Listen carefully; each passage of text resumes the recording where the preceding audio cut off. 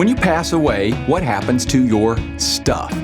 One of the most common questions I get from estate and financial planning clients is about probate, something that affects nearly every estate.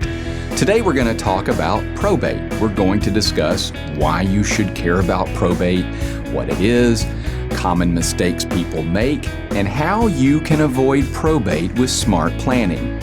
Now, I know it doesn't sound exciting, but trust me, this is one of the most important steps you can take to protect your legacy. My name is Bud Milligan. I'm a certified financial planner and wealth manager with Milligan Wealth Management, and welcome to Your Financial Bud. This is my personal financial channel where we cover important personal financial topics like estate planning. You can join us weekly for new and timely topics just like this. Also, don't forget to hit like and subscribe for quick access to our latest videos. So what exactly is probate? It is the legal process your estate goes through after you pass away.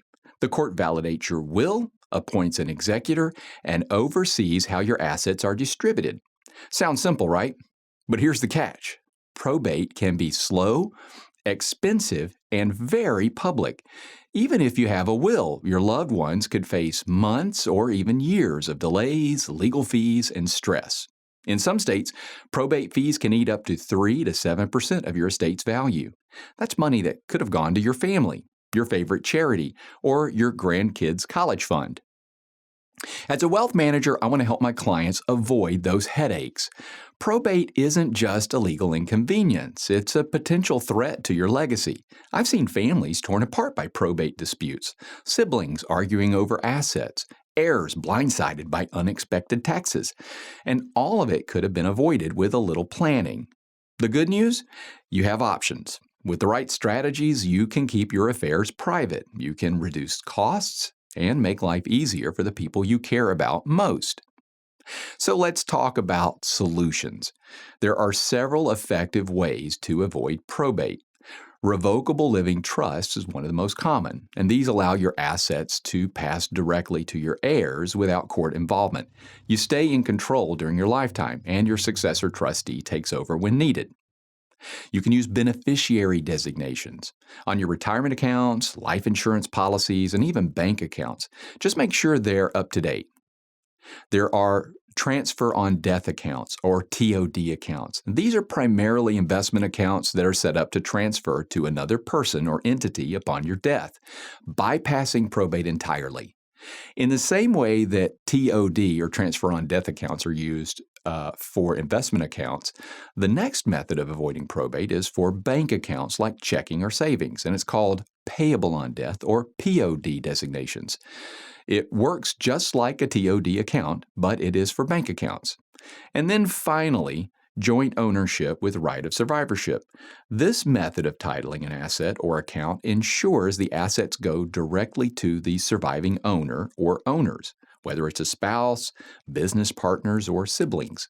However, unlike the TOD or POD arrangements, the joint owner has the ability to do anything with the assets with equal powers. There are also joint liabilities in these arrangements, so be careful about making anyone joint owner. This arrangement is attractive because the change of ownership can be quick, and the joint owner can manage the account in the event of incapacity of the other owner. However, you can often be more specific about powers over an account, limit liability, and restrict access unless needed by using powers of attorneys. Powers of attorneys are dissolved upon death, so they don't help with estate transfers, and they're not something we're going to discuss in detail in this video. Just be aware that there are many tools to use in estate planning. We discussed powers of attorney in our last video, so check that out if you want more information about that. Now, each of these tools has its place, and the right combination depends on your unique situation. Now, let's talk about what not to do. One of the biggest misconceptions is that a will is enough, that you can avoid probate if you have a good will, and that's just not true. Everything in the will that is not in a trust or designed to transfer ownership via titling or via beneficiary is going to be subject to probate. Some other common missteps. One is forgetting to update beneficiaries after a divorce or birth. You might ignore digital assets like crypto or online accounts. You could fail to fund your trust properly.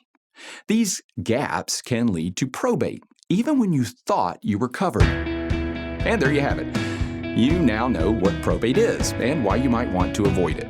We've talked about some of the tools you can use to avoid probate, and we've discussed some of the mistakes people often make.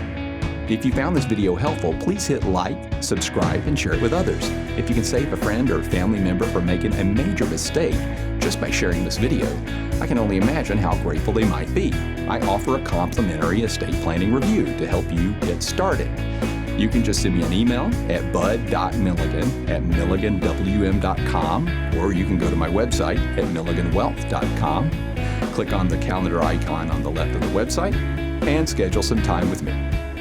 So, thank you for joining me today. I hope you've enjoyed it, and I look forward to seeing you on our next video next week. Until next week, I'm Bud Milligan, your financial bud.